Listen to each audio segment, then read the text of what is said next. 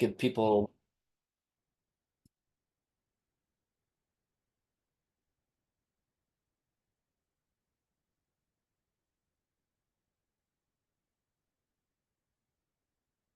All right, I'm going to give people one more minute just to get everybody in.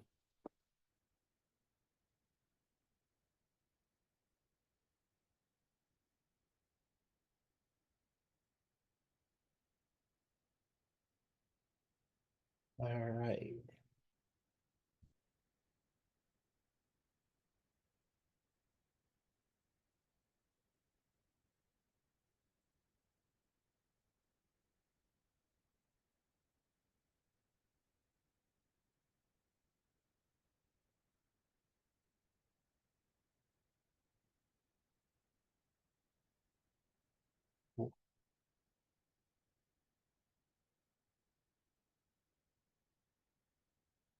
All right, it looks like things have slowed down and I think we should get rolling.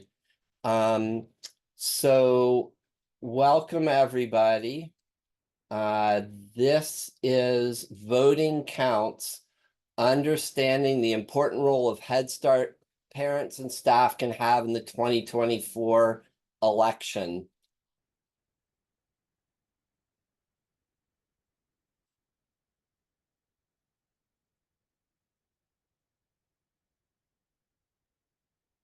We're really glad, as I said, that you're spending time with us. I am Blair Hyatt, the Senior Director of State Affairs here at NHSA. We want to thank you for joining the webinar. The webinar is being recorded and will be offered as a training resource for the Head Start community. We often get questions about what programs are allowed to do, not do when it comes to voter registration and voter engagement. I wish we had enough time to do introductions, but we don't. But if you would please add your name, program, and the state so people can see who's all here and get a feel for who's joining the webinar, we'd appreciate that.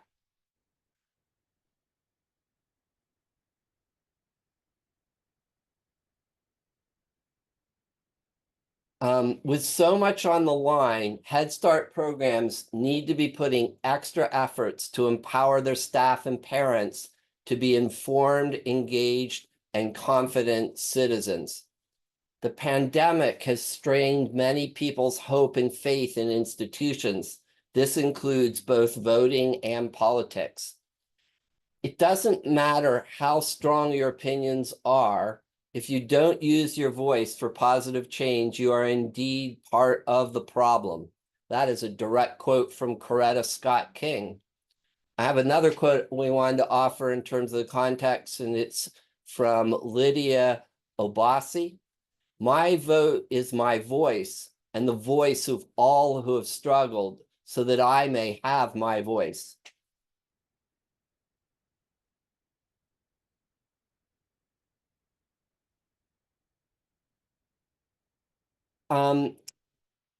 Voting is a right and a privilege that we all need to exercise. I went back and did a lot of research, and it reminded me of, if you go all the way back to the Constitution, where the only people that really had rights were men that owned land.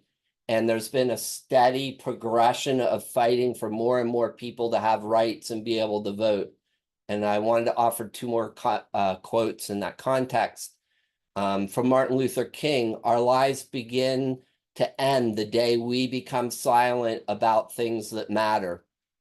From Ronald Reagan, the right to vote is the crown jewel of American liberties, and we will not see its luster diminished. From Lyndon B. Johnson, the vote is the most powerful instrument ever devised by human beings for breaking down injustice and destroying the terrible walls which imprison people because they are different from others. I just thought it was important. I think we get really, do I have to vote? People get complacent and cynical. And I wanted to remind some of what our leaders have tried to remind us about the importance of voting.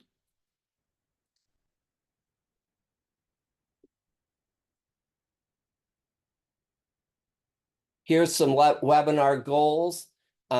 We want to learn how parents and staff and programs can support voter registration and get out the vote activities. And get out the vote often you see as GOTV. So that's what GOTV stands for. The same as I wish we could have introduced people. It's just not possible in a webinar this size, but I would encourage you to take a moment to think about why this matters to you, why it's in your heart, why you care about this, because that is probably the thing that will keep you going when you're busy, when you're distracted, when there's a lot of other things that also, could use your attention. So just take a moment to think about why this matters, why it's personal to you.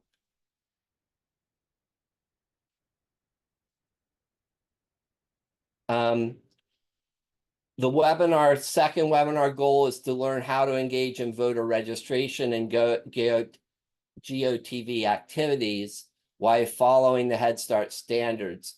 And I do want to, I've been doing this, but make these things, there's two different areas. There's voter registration and voter engagement, helping people get to voting. And they're two separate things. I wanted you to make sure you're not confusing, that they're two separate things and there's different things you're allowed to do with those two different areas.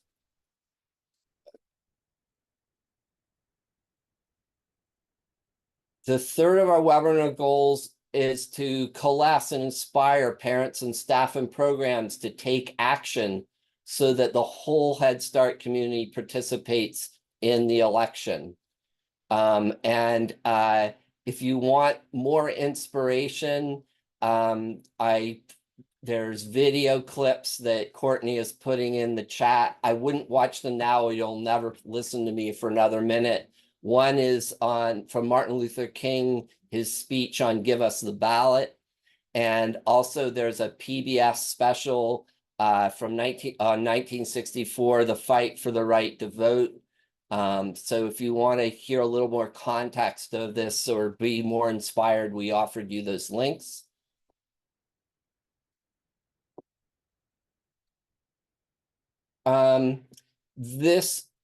I want us to be really clear. I'm not a lawyer. NHSA is not giving legal advice. There are limits to how you should view what we're offering, this information and education.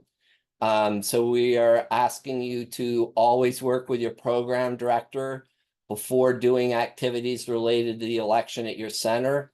And this isn't legal advice. I did put in the notes, and Courtney, I will share it also, an article that is from 2016, but it's actually an in-depth perspective about this from Feldsman Tucker. If you want to be thinking more about the legal parts of this, that's a place where you could dive deeper.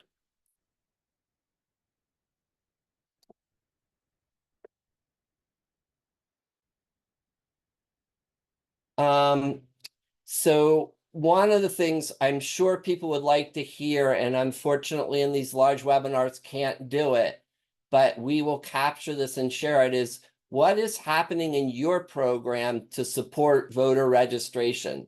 So I would encourage, if you're doing things in your program, if you would take time to go into the chat and write a couple sentences about what you're doing, that will help other people think about things. Often it inspires people to try things or think of things they hadn't done. Also, we will be saving the chat because, as I said, we're recording this for programs to use, and we will save that chat so that people could look at those chats if they're watching the recording and benefit from the things that you're doing and hearing about them.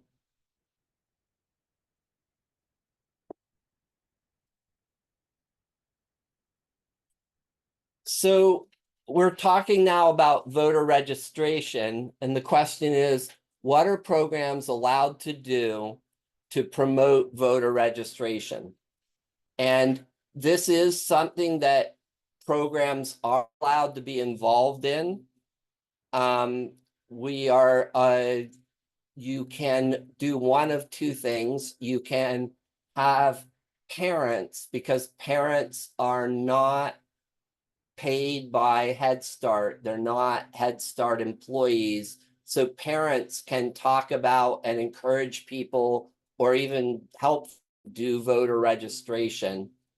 The other thing that programs are allowed to do is there are organizations you can bring in that will do voter registration at your Head Start center. So, and I'm going to talk a little bit more about that in a minute.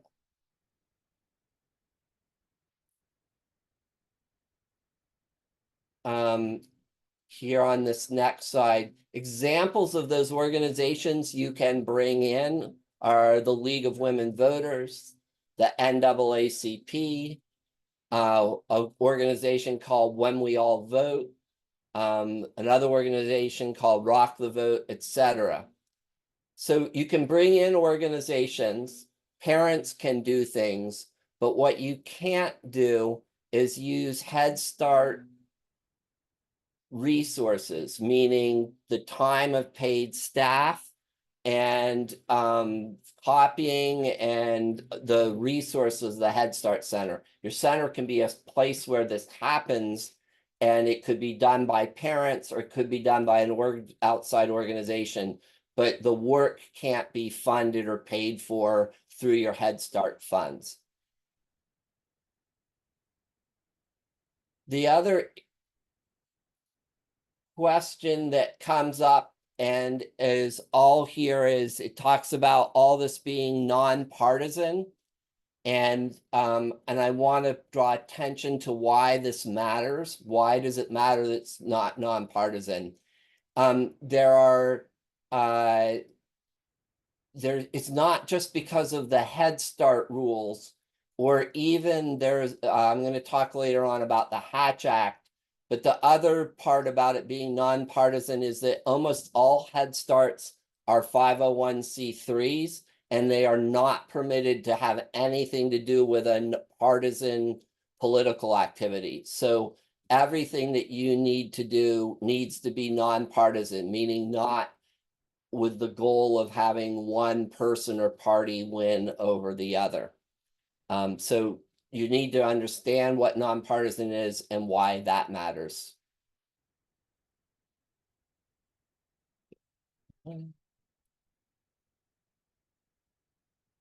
So here now we're looking at some of the nitty-gritty. There are two important set of laws and regulations that impact us doing political activities.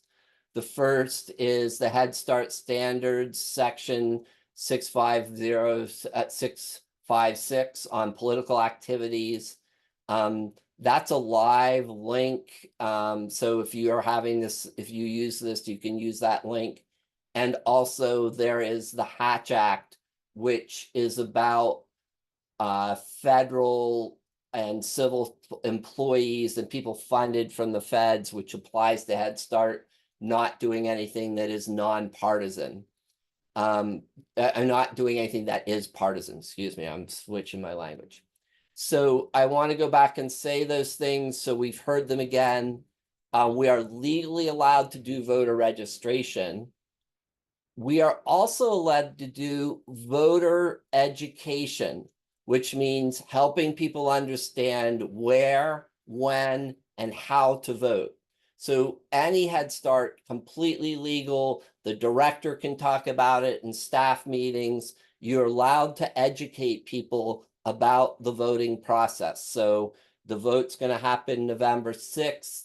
And for many people, you know, especially if you live in the city, where your local voting, the right place to go for a parent often is a question. So where they got, when, where, and you know what happens during that voting process.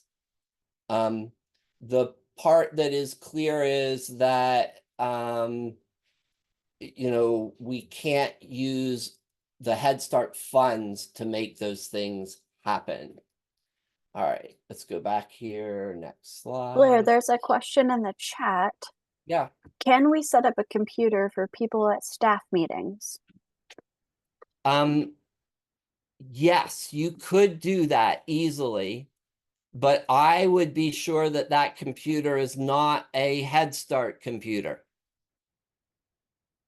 The other thing that happens at some programs is not, sometimes the grantee has more than Head Start, like it's not just Head Start, and your director or leaders may have some money that is not constrained by the Head Start money. They might have a donation, they might have other sources of money, and that money could be used to, or a computer funded by something other than Head Start could be used here. And if that didn't answer the question, person, just pose your question again, right? So what can't programs do? I'm behind here. To promote participation in the election. And this is just the key part is like I said, I'm repeating myself, but I want to make sure we've been clear. It is the use of Head Start money and funding. All right, now let me go to the next page. The other thing that is not allowed, that's very specific, if you go to that link in the standards, is, hold on one second. These two things, A and B, partisan or nonpartisan political activity associated with a candidate or a contending faction or group in an election for public party or office, meaning you can't bring candidates in to your, you can't promote them. You can't do that piece. And the second one is specifically to provide voters or prospective voters with transportation to the polls or assistance to the polls. So that kind of jump everybody in the bus and get them to the polls. Cannot use Head Start funds to do that. Can't use a Head Start bus to do that. That can't be used from Head Start. All right. That is enough of the negativity as far as I'm concerned. But we want to be sure, because we get this question all the time, what is it that, we're nervous about this. We don't want to do anything that would jeopardize our grant, and we don't want you to do anything that would jeopardize your grant. So I want to go back saying what you haven't been able to do and emphasize what we've also said about what you are allowed to do, which is educate staff and parents on when, where, and how to vote. So that can be done. That can be done in a staff meeting. That can be done anywhere. And then I want to pose to, what is your program going to do to promote voter registration? And this is a question that I hope that you take away from this and go back and talk with your parent leaders, with your director, and develop a plan for how, and it needs to be something that everyone's comfortable and legal, but how are you going to promote voter registration? We have offered a link here in the, Courtney, I'm not looking at the chat, but I'm assuming it's really simple. If you want to promote voter registration, there are links like the link we just offered you. And that you could just be getting parents to share that on their phones, text it to each other. But is there some way to promote this, one of these ways for people to do voter registration and be registered to vote? If that's one way to talk about it. The second, as we said, was to bring in outside organizations. I'm hoping you're sitting down and planning, what are we doing to promote voter registration so it doesn't slip in the middle of everything else that's going on.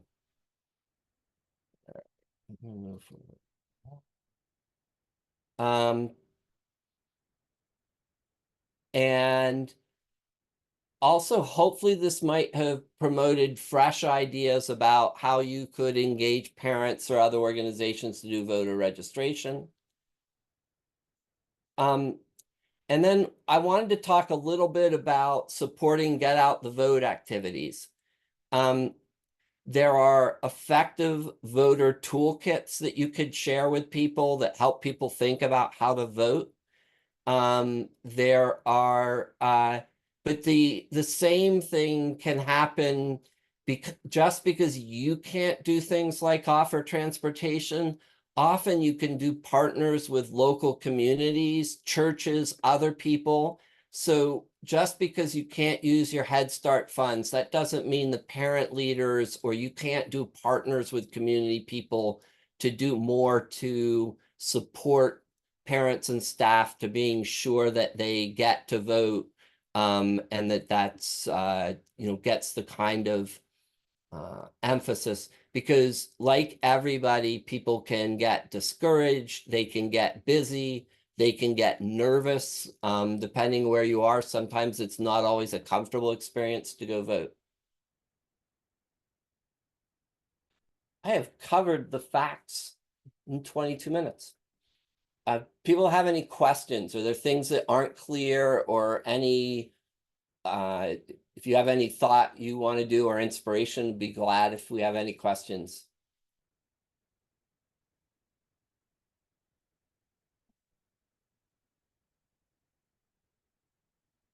We're seeing none, are we, Courtney, in the chat?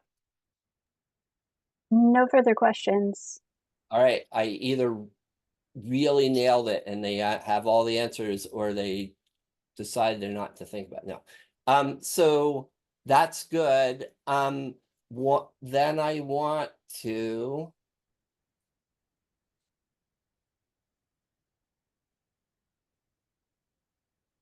thank All you. right, Blair, here's a new question. Would sharing this information via Facebook post not be allowed? Because it's during Head Start time and on her Head Start laptop. If I would tell you that most people take that gamble, but I would recommend you do it at home on your phone, on your personal phone.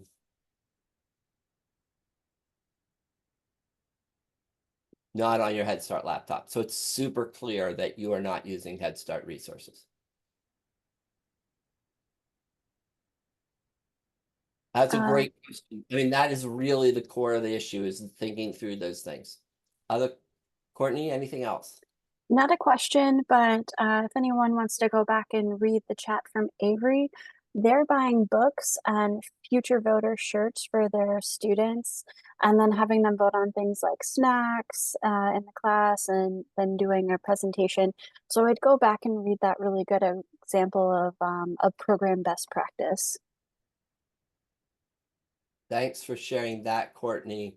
I once had two program directors said the way we used to try to do this through the adults, and it didn't go very far. But the moment we started getting the children excited about voting, all of a sudden the parents were interested. So their strategy about how to do this was literally to make discussions about voting and elections part of the the content and the curriculum and the things children were doing when learning about, and that was the way they drove parents into being, brought parents into being excited. So And Blair, just to clarify on some of that social media follow-up. So should they only do it on their personal Facebook page, or could they do it on the Head Start Facebook page? I think they can do it on their program page, because anybody, any parent, any staff person can post on your, if it's open to the, if they're open to it, they can post to it. Yeah. As long as it's not the program paying somebody to post it onto that Facebook page. Okay. And then a little more confusion in terms of how to educate families while not using Head Start resources. So can you clarify that a little bit? Yeah, no, this is great because this is not simple. You can talk to parents about, do you know, there's an election coming. You can talk to parents about, do they know where to vote, or where they're, if they're, once they've registered, do they know where they're going? Do they know how to, do they know what they need to do when they get there to vote? So that you can educate them about the process. What you can't attempt to do is anything that's, partisan or electioneering, meaning, and wink, wink, you ought to be voting for wink, wink, somebody. So that it has to be about engaging the parents and being citizens and voting, not in doing it in an attempt or a hope that they're going to vote in a way for some reason you think would be better than some other way. Is that making sense? So far, yes. Thank you for that clarification. Great. Thank you for your questions in the chat. Yeah. While we're just checking there aren't more questions, at the end of the slideshow, we just wanted to remind you, we have our Fall Leadership Institute coming up. There is actually a calendar of all of our online peer-to-peer learning, and there's a QR code, you can get to that. And then the Parent and Family Engagement Conference coming up in San Diego in December. So I just want to make sure you guys were remembering that. That's all at the end of the slide deck. Courtney, is there any more questions? And also, can you tell them like how this information will be shared if they want to use it? The slide deck, I believe we're sharing with them. Can you update them? Yes, of course. So one more question. Is there going to be a frequently asked question sheet created for programs to share with their staff or parents? I think that I'm hearing an excellent suggestion. We would be happy to do that. And we'll use the questions we got here, and if more get posed, we'll add them to it. That's great. That's a really good idea. Okay. And can we tell parents to vote as they walk into school on election day, just as a reminder? Um, if that was going to happen, I would be sure it was a parent or a member of your policy council that was doing it, because citizens that are not paid by Head Start can do that. That's why parents can be the special secret sauce on this one, because they're free to do whatever they want, including talk about voter registration. And that would be great. Can you imagine just someone there? I know one program, they reminded people, but they also get a whole set of those little stickies said, I voted. And they give I voted stickers to all the parents that did vote already, so that just to encourage it. But it needs to be, again, either someone from an outside organization or a Head Start parent who's not being paid with Head Start money and funds.